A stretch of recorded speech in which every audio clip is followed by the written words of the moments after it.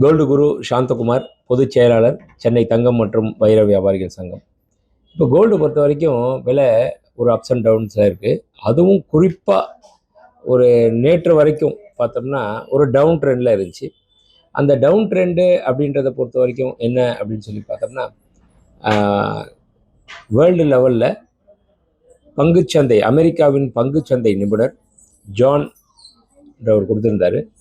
என்ன ஒரு ஸ்டேட்மெண்ட் கொடுத்துருந்தாரு அப்படின்னா, தங்கத்தின் விலை 38% குறையும் அப்படின்னு சொல்லியிருந்தாரு.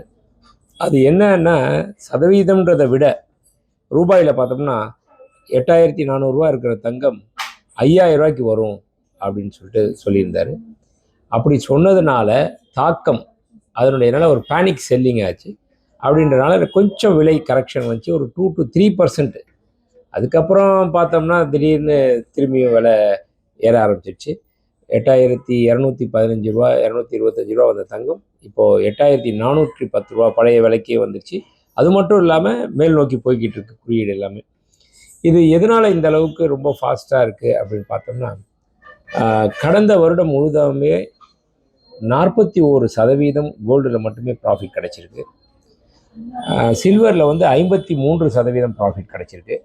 அது மட்டும் இல்லாமல் இந்த வருடத்துலேயும் பார்த்தோன்னா ஜனவரி 1ஆம் தேதி ஒரு கிராம் 7150 ரூபா இருந்த தங்கம் இன்னைக்கு 18% உயர்ந்து 8400 ரூபா வந்திருக்கு. அப்படின்றப்போ மேலும் மேலும் தங்கத்தினுடைய விலை உயர்ந்து கொண்டே தான் இருந்துகிட்ருக்கு.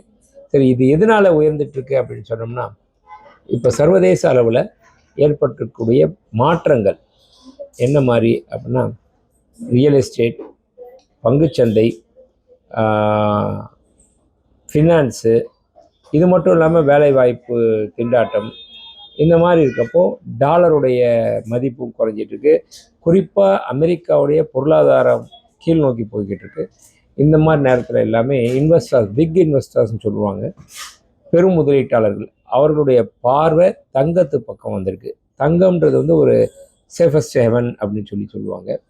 அதனால அந்த முதலீடு பண்ணுறவங்க எல்லாமே தங்கத்தில் தொடர்ந்து முதலீடு பண்ணிக்கிட்டு இருக்காங்க.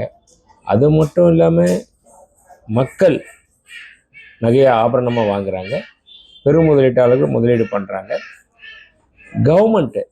கவர்மெண்ட்டு கூட கோல்டு பர்ச்சேஸ் பண்ண ஆரம்பிச்சிட்டாங்க. தன்னுடைய எந்த ஒரு நாடுமே தன்கிட்ட எவ்வளோ தங்கம் இருக்கோ அதை வச்சு தான் அவங்க வல்லரசு நாடு அப்படின்னு கணிக்கப்படுது. அப்படி இருக்கும் பட்சத்தில் எல்லா நாடுகளுமே தங்கத்தை வாங்க ஆரம்பிச்சிட்டாங்க, போட்டி போட்டுட்டு வாங்க ஆரம்பிச்சிட்டாங்க.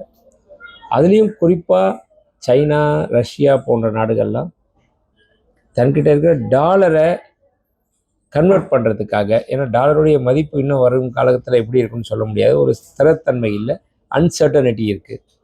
அதனால் அவங்க எல்லாமே தங்கத்தில் இன்வெஸ்ட் பண்ணி தங்கத்தில் போட தங்கத்தினுடைய டிமாண்டு ஜாஸ்தியாகுது. தங்கத்தினுடைய டிமாண்டு ஜாஸ்தி ஆகிறப்போ ஆட்டோமேட்டிக்காக ரேட்டும் கூடுது. இருக்க நாளுக்கு நாள் இன்ஃப்ளேஷன், விலையேற்றம் எப்படி வந்துக்கிட்டே இருக்கோ, அதனால் சுரங்கத்திற்கு தேவையான, அதாவது அந்த தங்கத்தை ஒரு 20 கிலோமீட்டர் ஆழத்தில் போய் தான் எடுக்க முடியும். எடுத்துட்டு அதுவும் தங்கமாக பாறையாக கட்டியாக இருக்காது, மணலாக தான் இருக்கும். அதை எடுத்தோம்னா ஒரு லாரி மண் அளவுக்கு எடுத்து அதை சுத்தம் பண்ணி தங்கமாக கன்வெர்ட் பண்ணுறோம்னா அதுக்கு ஒரு லாரி மண்ணில் 1லேருந்து 10 கிராம் கிடைக்கும் தங்கம். ஒரு டன் 2 டன் மண்ணில் 1 கிராம்லேருந்து 10 கிராம் அளவுக்கு தான் கிடைக்கும். அப்போ அதனுடைய செலவினங்கள், அந்த செலவினம் எப்படி ஆகும்னா அதிகமாகும். அது எல்லாமே தங்கத்தினுடைய விலையை நிர்ணயிக்கும். இந்த தங்கத்தினுடைய விலையை நிர்ணயிக்கிறது யார் அப்படின்னு பார்த்தோம்னா, LBMAன்னு சொல்லிட்டு, லண்டன் புல்லியன் மார்க்கெட்டர்ஸ் அசோசியேஷன் சொல்லிட்டு, அதில் நிறைய சுரங்க அதிபர்கள், ட்ரேடர்ஸ், இன்வெஸ்டர்ஸ், இவங்க எல்லாருமே அதில் மெம்பராக இருப்பாங்க. அப்படி மெம்பராக இருக்கப்போ அது தினமும் அந்த விலை நிர்ணயம் அங்கே நடக்கும். அந்த கட்டமைப்பில் தான் விலை நிர்ணயம். இவ்வளோ தங்கம் கிடைக்கிது, அந்த தங்கம் சந்தைக்கு எப்படி வருது, சந்தையில் எவ்வளோ டிமாண்ட் இருக்குது, இந்த தங்கத்துக்கு உண்டான செலவினங்கள் எவ்வளோ, இதெல்லாம் பொறுத்து தான் தினமும் அங்கே ஃபிக்ஸ் ஆகும்.